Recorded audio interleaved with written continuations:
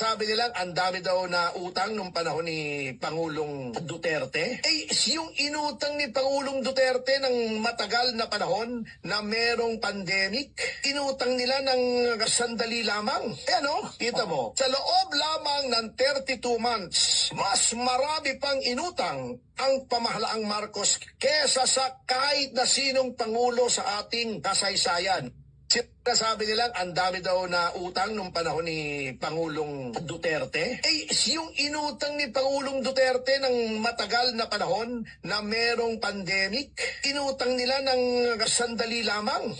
Kita mo, sa loob lamang ng 32 months, mas marami pang inutang ang pamahalaang Marcos kesa sa kahit na sinong Pangulo sa ating kasaysayan. Sabi nilang ang dami daw na utang nung panahon ni Pangulong Duterte. Yung inutang ni Pangulong Duterte ng matagal na panahon na merong pandemic, inutang nila ng sandali lamang. Kita mo, sa loob lamang ng 32 months, mas marami pang inutang ang pamahalaang Marcos kesa sa kahit na sinong Pangulo sa ating kasaysayan.